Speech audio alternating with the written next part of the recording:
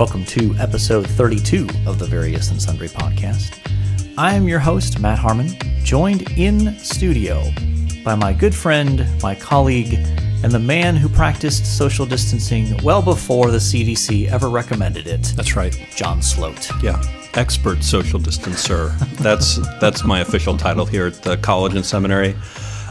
Doc, we've got a potentially fiery episode. I'm salty. I am already salty. Well, why don't you run us through our intro warm-up things, and then we can get into what has you on the brink of tears. Yeah, well, tears, rage, you name it. So we certainly want to welcome those of you who have recently joined us on the podcast. And if you want to connect with us, you can connect with us on Twitter at VNSPod. We have an email address, variousandsundrypodcast@gmail.com, and a Facebook page where you can connect with us also. And just a reminder, we are coming down to the end of the open window for questions for our Q&A episode that I think we're probably going to do in a couple weeks. I think we have enough questions to get there. Yeah, we have we'll discuss that maybe in one of our high-level meetings that we have regularly. Yeah, when we fly to Dallas and meet at Jerry Jones's house. Absolutely. And figure things out. Absolutely. So one thing that you can do to help us out is to go ahead and leave both a review and a 5-star rating on iTunes or wherever you get your podcasts, if there's that feature available. And we've now gone almost 2 weeks without a review. It's getting cold, Yes, it's getting scary. So I think our last one was by Steph G, which we're grateful for her review. And we know her. Yes, and we want you to be like Steph G and That's right. and leave a review. So have I covered our initial bases here? Are we ready to just launch in, or is there anything else that I need to touch on here? I think we're good. You ready to talk about your beloved college football? Yeah, where do we even begin? Why don't you run us through the last 7 days? Yeah, so about a week ago, the Power 5 conferences announced their modified schedules. So the Big Ten released their 10-game conference schedule, and the SEC announced their schedule as well. Big Ten was going to start like first weekend in September. SEC was going to wait until like end of September to start. Okay. They had announced the dates of conference championship games and those kinds of things. And teams had begun to, were allowed to practice without pads. And so every indication was the season was a go. The season was going to be at least attempted. We're going to make a go of this. Kind of like baseball. All the protocols were in place, the testing, all those kinds of things. And then this past weekend, suddenly news began to leak that college football was in serious trouble in terms of canceling the season. And one of the first dominoes was the MAC, the Mid-American Conference. MACtion. Hey, I graduated from a MAC school, so I'm intimately familiar with MAC football. And they're famous for, I believe they do games on Tuesdays and Thursdays. Later in the season especially, yes. And they get national coverage because there's just no football. Right. On those, all the football is shoved to Saturday and Sunday, but MACtion gets covered. Whoever came up with that, brilliant. Brilliant, yes. And there's always the irony of, you see these games in, November where, the MAC is a Midwestern conference, and so it's cold. There's some of these games you think, are there 1,000 people in that stadium right now? I don't think so. Maybe, but maybe not. And yet here it is on ESPN2 on a Tuesday night in mid-November because of the thirst for football. Yeah. And people love it. People love. I hear it on national radio all the time. They love their MACtion. And the MAC has become also well known for the fact that most of their schools schedule Power 5 conference opponents from the Big Ten, even the SEC. Like Kent State this year, they were supposed to play. I think it was Alabama, Penn State, and there was another Power 5 conference game that they were supposed to play on the road. They may have had the toughest schedule in the country. Maybe. The toughest non-conference schedule. And all for the money. So basically these Power 5 schools, they pay these MAC schools and schools comparable in other conferences. Sure. Anywhere between $1 million to $1.5 million to come in and to get their brains beaten out on the football field so that these MAC schools can fund their athletic departments. That's basically the deal that's been made between the Power 5 conferences and these schools, where it's like, yeah, you'll come in, we'll beat the snot out of you, and we'll give you $1 million. And that works out 99% of the time for the Power 5 schools. Yes. Yeah. There was an example of the team up north. Uh-huh. Yeah, that's who I'm thinking of as well. Against Appalachia State. That paid Appalachian State Yeah. to come in. I think this was in 2006.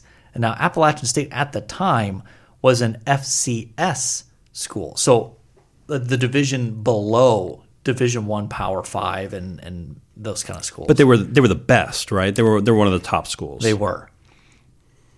And Appalachian State beat them. Yeah. And so they paid them like $1 million to come in and lose.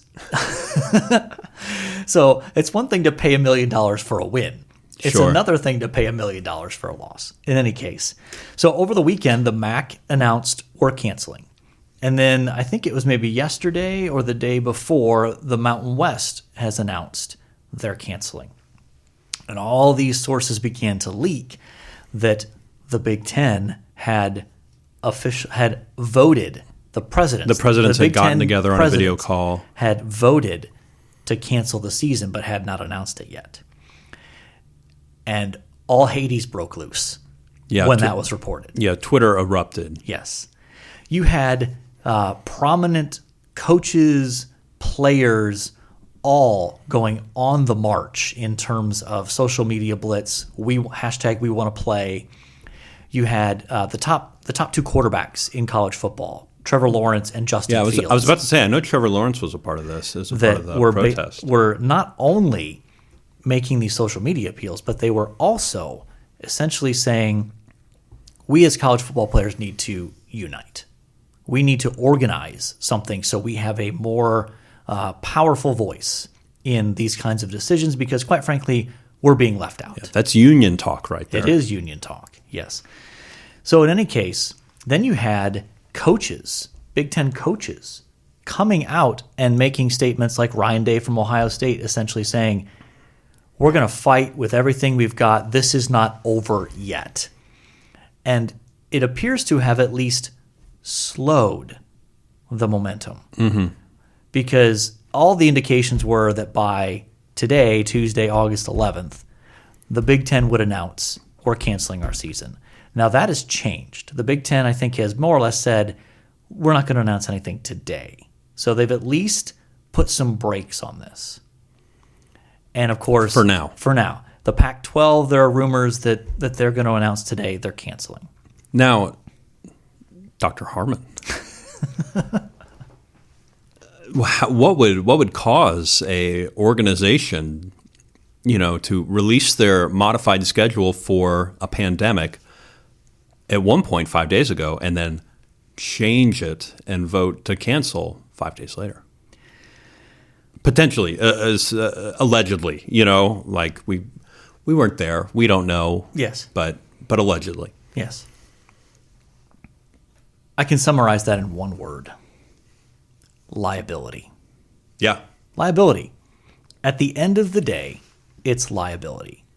Because these college presidents are looking at what's being presented to them from both lawyers and from medical experts. Mm-hmm. And from what I can see, it seems like the big piece that changed everything was an initial report that there is some evidence. Now, again, it's like 4 or 5 athletes, so it's anecdotal. It's not any sort of scientifically peer-reviewed evidence kind of stuff, that athletes who get the coronavirus are in greater danger of some sort of heart condition that can be, obviously very concerning. So we're talking a handful of athletes that maybe they can link this increased risk for heart condition to the coronavirus. And that has these college presidents terrified of the lawsuits.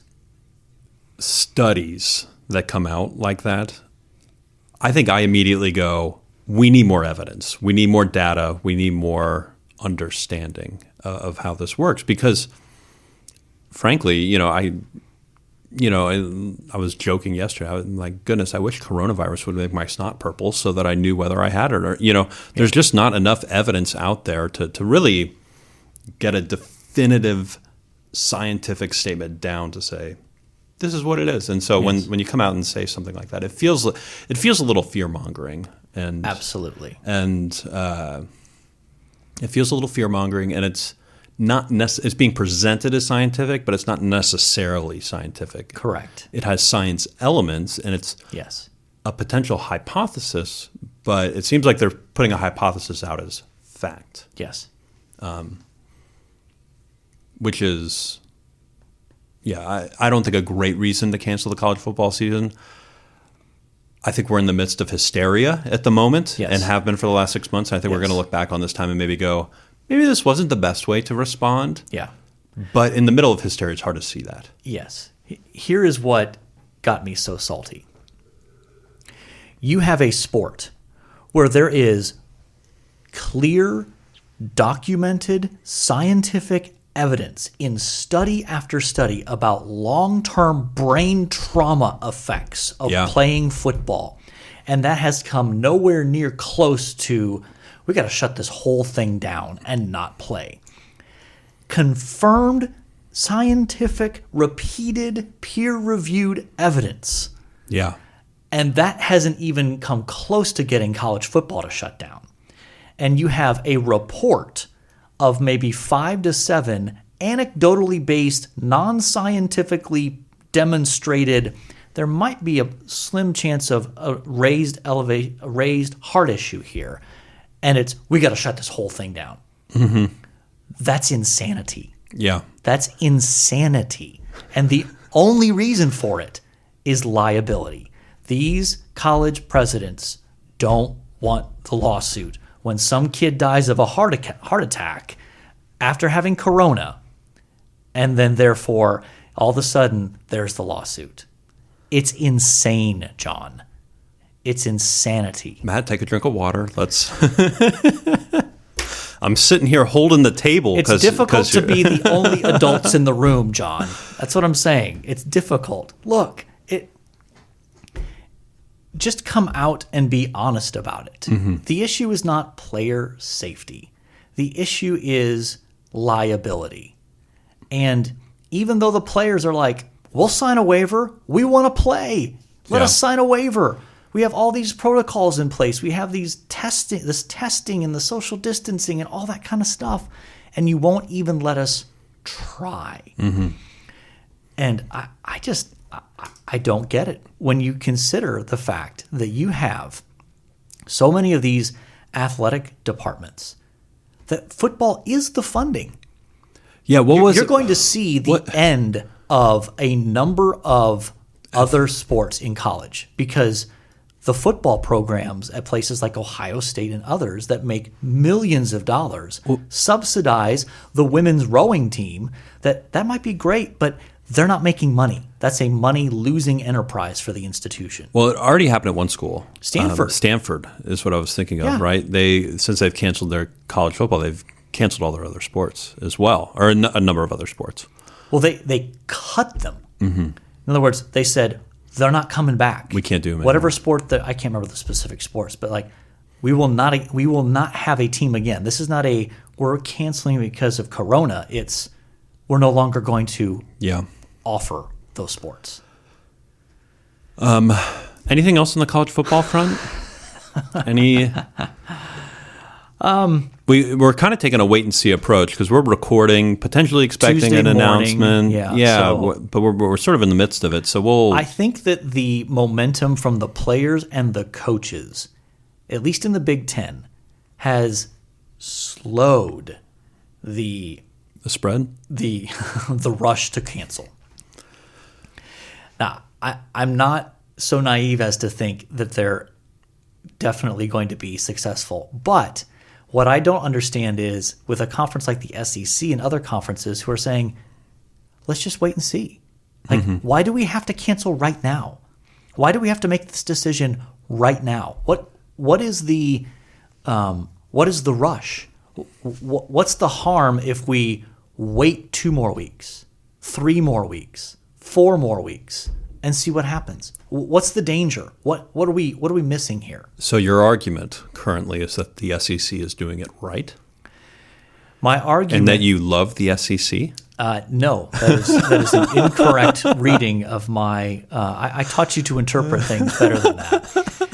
My point, though, is that in this case, the SEC has it right in terms of the let's take a wait and see approach. What is the rush? So in any case, I've been a little salty in my private that might texting be exchanges with you and Nate from Ohio. Yeah, that might be the first Matt Harmon rant we've had on pod. Ohio State has such an amazing team on paper coming back. I mean, look, I was sad when they canceled March Madness. I was sad. I was disappointed when they canceled the NBA. I'm mad if they cancel college football. This is when I wish we had a video podcast because your face is so animated at the moment. So anyway, we probably should bring up your Mets, right? Yeah. Speaking of things that frustrate you. Yeah, they're bad. So they lost 14-4 or 16-4 last night. So that's all we need to say about that. But I did think of something else. Did you see Vladimir Putin is fast tracking a vaccine past trials? Like he's doing no trials. He's just giving it to the people. Did you see that? I didn't. It was the most Vladimir Putin thing I've seen in a while. Well, I think the only thing to add to that then would be a bare-chested picture of him injecting himself with it. Yeah, on horseback. On a horse. Yeah, yes. yeah. Yeah. If we did that, then we'd. That's actually how he made the announcement. Bare-chested horseback with a massive hypodermic needle injecting it into his arm. Absolutely, in Moscow, middle of summer with an inch of snow in Red Square there Yes. with the Kremlin in the background. Yeah. Okay. All right, are we ready to transition to our secondary topic? I guess, because this won't be any less infuriating, will it? So this is salty Doc. Yeah. Episode here. I'll have to rein it in here. I'm treading lightly. So a few weeks ago, we determined that we wanted to do something on free speech, and it was really started by a number of things that began to happen, particularly in the news media. And I think we've seen it across our country in academia as well. But there's an article by a Michelle Goldberg, who is a very politically liberal columnist for the New York Times, but she's a great writer, very very well written. Yep. And her article is entitled something to the effect of "Do progressives have a problem with free speech, or do they have a free speech problem?" Yeah. And in there, she talks about how free speech in the recent past, going back to even the 90s, was a very politically liberal point that they wanted to keep. Yep. Well, she looks at cancel culture, and she makes a case for she doesn't like the term cancel culture, but we'll continue to use it because it's out there.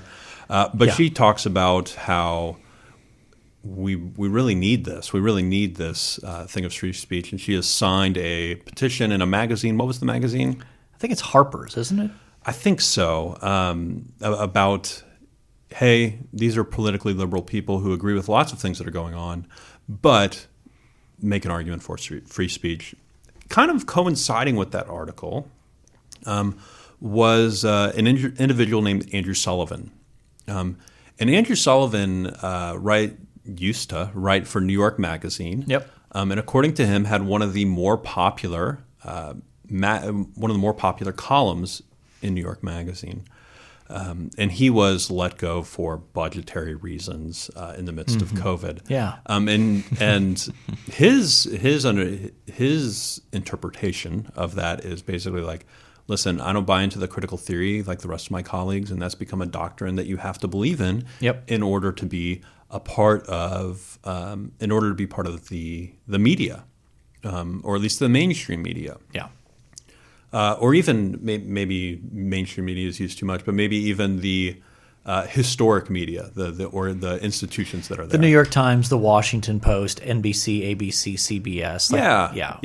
Yeah. So to be a part of those, you have to believe CNN, this set of doctrine. Yep. And so that's his understanding of that. And then you brought up a couple of other people that have more diverse opinions that are in the media that have been.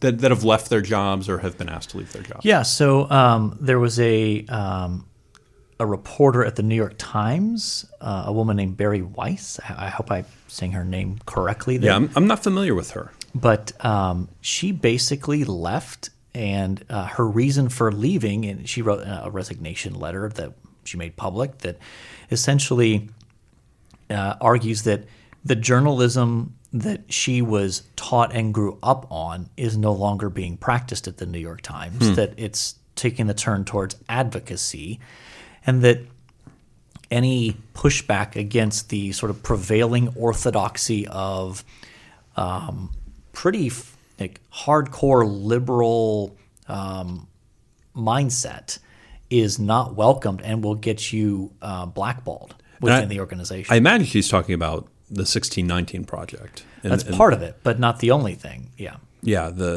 And I think the 1619 Project has some flaws, but that's not for this episode. No, it's not. And then there was a producer at MSNBC named, I think, Ariana Picari, I think is how you say that, who basically left and in her resignation letter referred to what was happening at MSNBC as a cancer within our culture, meaning that it was actively promoting division in its programming and the voices that it gives prominence to and things like that. And again, just to be clear, these are not conservatives in the sort of the cultural or the political sense. These are self-acknowledged liberals who are coming out and saying, this is not good. Because even though we might largely agree with your agenda, the fact that we don't fully buy into it means that we are now being, pushed aside and saying, if you're not fully, to use buzzwords like if you're not fully woke or if you're not fully on board with all of this, that it's fun to hear you say woke, by the way. We can't go there. We can't go there. Yeah, I think we have two conservatives and two liberals who are saying these things, right? Yeah. Michelle Goldberg's a liberal. I think the producer, what was her name again? Ariana Picari, I think is how you say that. Is liberal, and Andrew Sullivan tends to lean more conservative. Correct. And I think Barry. That's her. That's the reporter from the New York Times. Yeah. Yeah. Okay. So there seems to be a recognition across the political spectrum, at least, that we have an issue with this. Yes. So, Doc, why is free speech a good thing? And I have some thoughts as well. Yeah. But why don't we start with you and just see why is this a good thing? Why do we need it? And Well, before we jump into that, though, let me just add. I think I want to add at least a couple other layers to it before we, Sure, because I do want to get to that for sure. But of course, you also have the social media component. Sure. Where given the fact that so many people in our culture, that's how they get their news, through Facebook or Twitter. And now the fact that both of those companies have said, we are going to take a more proactive role in either censoring or fact-checking from our perspective when we see content that we think doesn't meet our standards. We're going to intervene. We're going to jump in and either prevent that from being shared or promoted, or at least give some sort of, hey, here's a fact check from our perspective of why this is fake news or based on wrong information or something like that. Sure. So I think that's another layer. And of course, because of your role here at Grace, you know that there's also elements of this within Google when you do a Google search of how Google Yes. how Google determines when you type into your search bar some sort of topic, what shows up on the first page or two. And, you know, that's a scary thing. That's a scary thing when you have these massive media outlets like Twitter and Facebook that have such a disproportionate role in determining what news you see and hear, and they're suddenly taking a more active role in saying, "Well, we don't want to promote that on our platform, so you can't share that. We've taken that post down, or we've put a little fact check, note next to that post." And you have them doing it to the President of the United States. And this is not a political statement here. This is more of a, do we really want that? Do we really want media companies? So in any case. It's a good question. But yes, let's get into a little bit. Yeah. What is free speech? Is it a good thing? And why is it good, if it is good? Well, it certainly seems that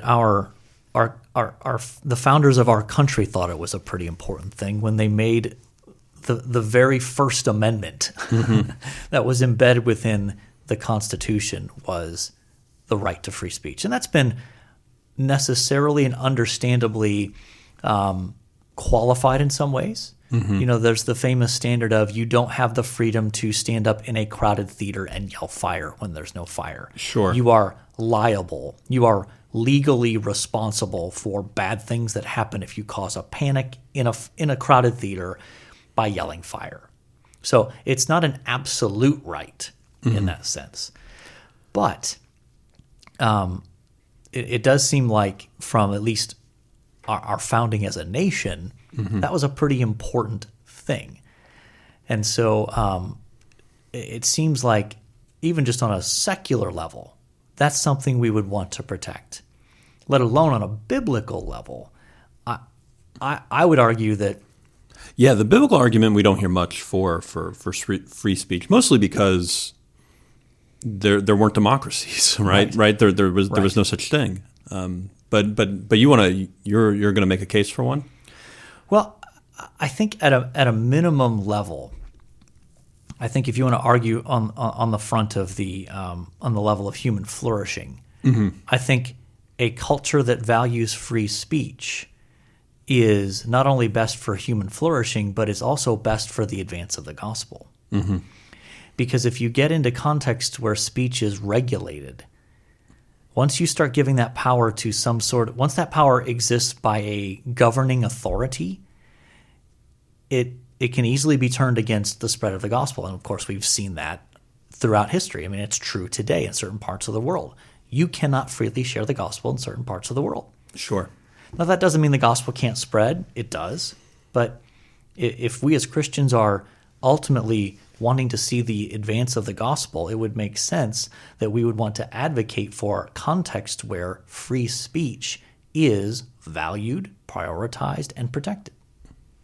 Yeah, I'd add to that, and I feel like I've mentioned this 3 or 4 times on the podcast already. You have, but it's good. But if you get an opportunity, and I'll link it in the show notes, John Stuart Mill's second chapter on liberty. It's 7,000 words. It's not a big read, but one of the things he argues for in free speech is that no one has a right to shut down another person or silence their speech, because the possibility that you are wrong exists. We need that humility, and hearing diverse viewpoints will, in fact, make our arguments better, or will change our mind. Yeah. Okay, so here's the question though. Yeah.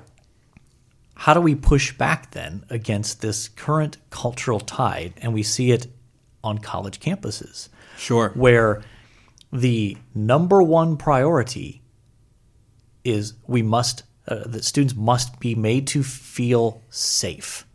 That's the number one overriding. If a student doesn't feel safe based on some sort of view being presented in the classroom or in some other common space in the culture, or whether you have a speaker coming in from the outside that has completely opposite views of you on a cultural or political or social or even religious issue, the immediate response in many quarters is, I don't feel safe when that person's here. And it's like, okay, it's shut down. We can't have that person on campus because we have some percentage of students who don't feel safe. Yeah, and this is where I think we need to begin educating on free speech. Like, I don't think we need to do enough to educate it. Like, diverse viewpoints are a good thing that cause us to think creatively and cause us to think differently to get to better conclusions. And so I think part of it is education in a broad sense. Mm-hmm. I think also when those types of conversations come up, I think there's a tendency, or at least there's a perceived tendency, to be very confrontational and very direct towards those people, and I find that very unhelpful. So I'm like, you're just making their point, so I think unwavering kindness, keeping your cool and keeping my cool in the midst of those moments, and continuing to exercise free speech until you're, just removed.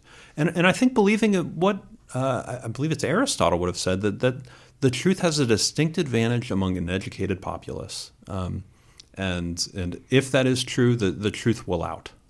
I want to believe that, John. I really want to believe that. Yeah, this is where we get into, you're a bit more skeptical, I'm a bit more optimistic. Yeah. But I'm just not seeing it. And I think that I think while Aristotle is onto something, mm-hmm. I think that from a biblical perspective, that statement tends to underplay the role that sin has on us recognizing and acknowledging and then conforming to truth. Because those are all three different things. Sure. You can recognize something is true, but not acknowledge it. You mm-hmm. can acknowledge something is true, but not conform your life to it. What ultimately you want is a society where people do all three. Sure. And conform their life to the truth. But, and this might be going too deep dive on the theology end of things, but when you look at Romans 1, basically Romans 1 says what is known about God is evident in creation. His power, mm-hmm. his wisdom, his skill, all those sorts of things are evident in creation, and humanity suppresses the truth mm-hmm. in unrighteousness. So that's not to be taken as, okay, we just give up. No, we as Christians are people of the truth. We are people who should be pursuing truth, proclaiming truth, and not just in the sort of narrow biblical sense, but in the broad world of the that God has made. What is going to be best for the humans to flourish, regardless of religious creed? Yeah. Yes. But when you live in a culture where what matters less is truth than simply what a person wants mm-hmm. to be true, where you can just declare yourself to be something that you are clearly and empirically not, mm-hmm. and you are, and the culture expects you to accept that. When we live in that kind of culture, that's where I have a harder time hearing Aristotle's words and thinking, yeah, if we just get the truth out there, that'll fix it. That'll help. Yeah, and I qualified the truth will be out there. An educated populace, I think it requires a certain kind of education. I think that's the key point there. Yes. A certain kind of education, because much of the education of the most educated people only undermines the truth mm-hmm. and presents a postmodern view of the world where truth is what you make it. Truth is an assertion of power rather than truth is what conforms to reality. Mm-hmm. Yeah. And so I think I agree with everything you said, theologically, biblically. I don't think that necessarily changes the way we go about things, right? I still think we got to declare the truth, speak the truth, and do so in a way that doesn't make us the spectacle. Agreed. And I think that part of the challenge becomes communicating the truth and showing others in the most sort of winsome way possible how their view of the world doesn't match reality, and that they cannot live it consistently, and that they actually don't. That they might say they think or believe something, but when you actually press them on how they live, they don't live that way. They live in accordance with the truth of reality, right? Yeah. So you can be adamant that gravity is a social construct created by white privilege in the Middle Ages kind of thing. Yeah, I have not heard that argument, but I know you're being hyperbolic. Yes, but it doesn't matter.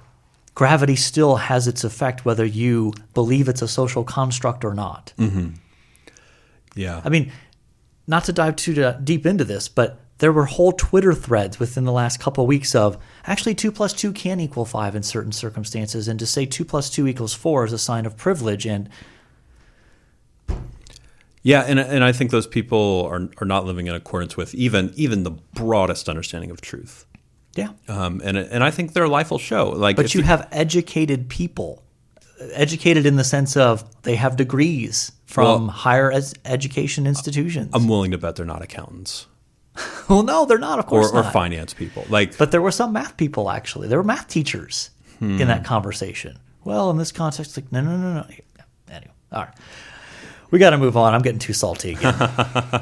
All right. Well, I think it's a conversation worth having. And, it is. And something that, frankly, I think our campus needs to have more.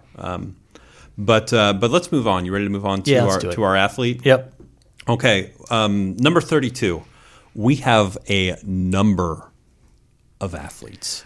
Yes, we have an embarrassment of riches when it comes to potential number 32s. Yeah, anything you can think of to communicate a multitude, a plethora, a smorgasbord, a cornucopia. Any of those would work for our number of athletes here today. So let me run through them just to get them off the list. Magic Johnson is up there. Shaquille O'Neal. Karl Malone. Those are basketball players. Yep. Jim Brown, of course, the great Cleveland running back. Yep. Turned actor. Marcus Allen, who I believe replaced O.J. Simpson, correct? Who's our next athlete. Did Marcus Allen replace O.J. Simpson at USC? I don't remember how closely. I think there might have been a little bit more of a gap between them, but pretty close. Okay. Yeah. Okay. But O.J. Simpson also wore 32. Yep. And then finally, our lone baseball player, Sandy Koufax, wore 32. Yep. That's a lot of names. It is. And then you got a few Ohio State players. Two Ohio State players, both on the defensive side. Jack Tatum was a linebacker in the late 60s, National Defensive Player of the Year in 1970, and two-time national champ. He's probably outside of Ohio State circles best known for the fact that he, because of a hit he put on a receiver, Darryl Stingley was paralyzed for the rest of his life. And so that was an unfortunate way that Jack Tatum, he was a fierce defensive player. I mean, just a violent hitter. But that was the norm in that day, right? Yeah, and football's a dangerous game. I mean, it happened to Ryan Shazier a few years ago. I mean, you could get heart disease playing this game. I mean, there's a number of things. Wow. And then Niall Diggs was a linebacker in the late 90s who was a pretty good player for the Buckeyes. But all right, we had a little bit of pre-show conversation about... Because there were so many. Yeah, there's too many. So how do you want to do this? Well, let's kind of walk through who we eliminated initially. Our first elimination was easy. O.J. Simpson. Yeah. When you eliminate other people from the planet, we eliminated from our this list. Yes. Yeah. Okay. We also thought that Marcus Allen wasn't necessarily up to the level of the rest of them. Yep. let's see. We then got rid of Karl Malone. Yeah, one of the great power forwards in NBA history. Sure, but played in Utah, not necessarily on the national radar that much. Well, and never managed to break through with a NBA championship. Yeah. Lost to the Bulls twice. And then was he? No, he wasn't. And then we got rid of Shaquille O'Neal, which was a harder call. That one hurt me on the inside because I grew up watching Shaq. He was unreal, and I mean, he was such a force of nature that it was hard to imagine. But and then that brings us down to Jim Brown, yeah, and Magic Johnson and Sandy Koufax. We had Sandy Koufax. We eliminated Sandy, yeah, because I personally never saw him play, and I'm not even sure I've seen footage. So yeah, down to Magic and Jim Brown. Magic Johnson transformed the point guard position in the NBA. He and Larry Bird together basically saved the NBA through the 80s, yeah. And he had an infectious personality, and what we didn't know is ended up having an infectious disease as well. Yeah. But the smile, it seemed like he had more teeth than anybody else. Yeah. Like his smile is so big. What was notable though is that his rookie season, I think, the Lakers won the NBA title. Mm-hmm. And in the clinching game in the NBA Finals, the center for the Lakers went down. So they moved Magic to center. And he had like 35 points and a bunch of rebounds. Like, he's a point guard playing center. Yeah. But he was 6'9". So that was, he was a remarkable basketball player. And then Jim Brown. Yeah. Probably way ahead of his time as far as a running back. Yeah, he was the all-time leading rusher in NFL history for a number of years. He used to use his arm like guys would run into him. And he'd use his arm like a crowbar and just pry them off. When you see the old NFL Films footage, it looks like a grown man playing against junior high kids at points. Yep. Where, I mean, these smaller players are just bouncing off of him like nothing. And he left football early, and became an actor. Yep. And that'll lead into the one thing I like because of remembering Jim Brown's acting career. And he's become a social activist, very outspoken in terms of issues of race and culture. And so we did not decide beforehand. We did not. Who do you want to go with? I'm more on the Jim Brown side of things. Let's do it. Okay. That'll make Nate in Ohio happy anyway. Okay. Yes, that's why this podcast exists, to make Nate in Ohio happy. Absolutely. All right. So the one thing we liked. Yeah. I'm going to go first. Okay. Jim Brown was in a movie that I watched as a child called Dirty Dozen, and I think I've seen it 4 or 5 times. It is a classic movie. I'm racing through my mind right now trying to remember if there's anything inappropriate in there. And my parents let me watch it when I was a kid, so I don't think so. Yeah. But or at least a cable version of it.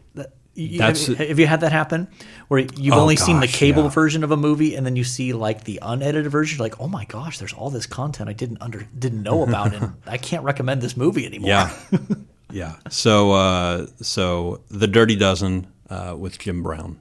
Okay, so my one thing is my remarkable wife Kate has spent much of the last couple of weeks making a T-shirt quilt. Are you familiar with this idea? I am. I'm familiar with companies that you send them your T-shirts and make quilts out of. Yeah. So for our younger son Jake, he has all these basketball shirts from elementary school all the way up through high school, and even he just this last year finished his first year here at Grace, and so. What you do is you cut out squares from these T-shirts that have like the graphics on it, right? Mm-hmm. And then you sew that together into a quilt. And so my wife has been slaving away at that. So she did it herself. She did it all by herself. That's awesome. Yes, and so it's really remarkable, and it's a fun trip down memory lane just to sort of look at all the different T-shirt squares and that kind of stuff. So I was unaware Kate amazing. had that skill set. What's that? I was unaware Kate had that skill set. She does. Huh. She does. She's crafty. She's sneaky crafty. Sneaky crafty. Yeah. Yeah. So, well, I don't know what we're ultimately going to title this episode, but it might involve the word salt. In any case, we have certainly, I I'm ready to say mission accomplished. Yeah, in a horrifying sense, mission accomplished. Yeah. I've never been more scared of you in my life. You've seen me during an Ohio State football game. Come on. Yeah, one, and I haven't been back. Yeah. Exactly. Well, we are calling it mission accomplished, and therefore, until next time, the Lord bless y'all real good. Later.